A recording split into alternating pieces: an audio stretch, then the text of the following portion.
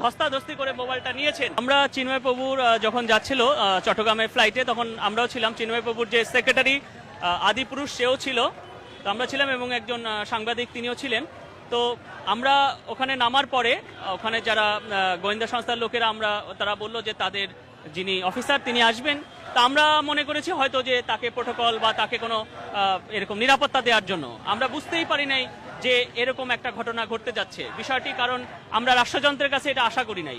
যে ঘটনাগুলো ঘটছে, চিন্ময় প্রভুকে যেভাবে গ্রেপ্তার করা হয়েছে, এবং আমরা বারবার তাদের পরিচয় জিজ্ঞেস করছিলাম এবং কি কারণে, এবং এই বিষয়গুলো কিন্তু কোনো কিছুই তারা না বলে যে আপনি উঠেন বলে কিন্তু একরকমের জোর করে তাকে তুলে নেওয়া হয়েছে। যখন মোবাইলটা আমার হাতে দিলেন, সেই মোবাইলটা যেভাবে তারা ধস্তাধস্তি করে মোবাইলটা নিয়েছেন, এটাই আমাদের আমাদের সন্দেহ হয় যে এখানেই ষড়যন্ত্রে যে তারা যে একটা ষড়যন্ত্রের জাল পাকাতে চাচ্ছে, সেই বিষয়গুলোকে সেখানে কিন্তু সুস্পষ্টভাবে আমরা বুঝতে পেরেছি।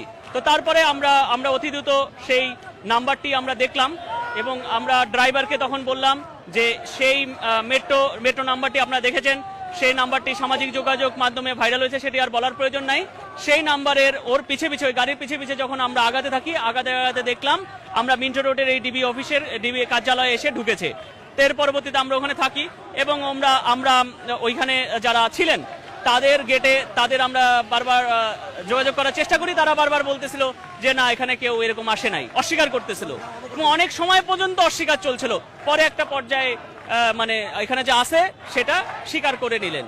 তো আমরা মনে করি যে চিন্ময় প্রভু একা না, চিন্ময় প্রভু বাংলাদেশের সংখ্যালঘু, শুধু সনাতন ধর্মাবলম্বী না, সংখ্যালঘু 3 কোটি সংখ্যালঘু সম্প্রদায়ের তিনি মুখপাত্র।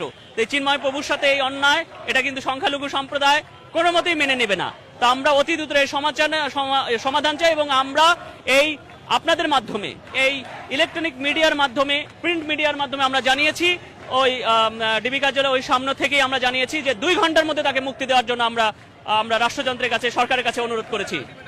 হ্যাঁ, তো আচ্ছা, 2 ঘন্টার মধ্যে যদি না করা হয়, আমরা আমাদের ঢাকেশ্বরী মন্দিরে আমাদের জাতীয় নেতৃবৃন্দরা যারা আছেন, বাংলাদেশের জাতীয় মন্দির, আপনি জানেন ঢাকেশ্বরী একটা আমাদের জাতীয় মন্দির, এবং সেটা আমাদের হিন্দুদের, সেই জায়গা থেকে বসে আমরা হিন্দু সম্প্রদায়ের, সংখ্যালঘু সম্প্রদায়ের সকল নেতৃবৃন্দরা মিলে আমরা ঐক্যবদ্ধভাবে আমাদের পরবর্তী আন্দোলন আমরা ঘোষণা করব, এবং আমরা কোনো মতেই অন্যায় মেনে নেব না। এই যে তাকে যে গ্রেপ্তার করা, হ্যাঁ, এই যে গ্রেপ্তার করা, এমনকি আপনারা জানেন যে ওখানে যে আমাদেরই অনেক বিক্ষুব্ধ তরুণরা ওখানে জড়ো হয়েছিল, তাদেরও কিন্তু আমরা অনেক কষ্ট করে ওখান থেকে আমরা সরিয়ে দিয়েছি যে আপনারা চলে যান, এবং অনেক কষ্ট করে সরিয়ে দিয়েছি, চলে যান। কারণ কি, এখানেও আমরা ষড়যন্ত্রের গন্ধ পাচ্ছি যে এখানেও দেখা যায় কোনো সুযোগ সন্ধানী ঢুকে হয়তো এমন কিছু করতে পারে, তার সব দায়ভার আমাদের হিন্দু সম্প্রদায়ের উপর ফেলবে। তো সেই ষড়যন্ত্র যেন করতে না পারে, সেই জাল যেন বিস্তার না করতে পারে, এই কারণে আমরা কিন্তু ওখানে কোনো তরুণ সম্প্রদায়ের কাউকে আমরা বলেছি সবাইকে যে চলে যেতে, এবং তারা কিন্তু আমাদের কথা শুনেছে।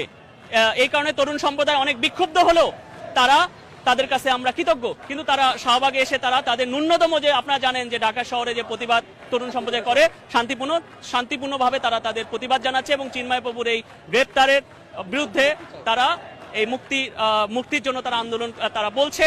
তো আমরা এই শান্তিপূর্ণভাবে আমরা এই বিষয়টির আমরা সমাধান চাই, এবং আমরা চাই আজকে রাত্রের মধ্যে চিন্ময় প্রভুর আমরা মুক্তি, এবং এই বিষয় না হলে কিন্তু পরবর্তী আমাদের আন্দোলন আমাদের আসবে।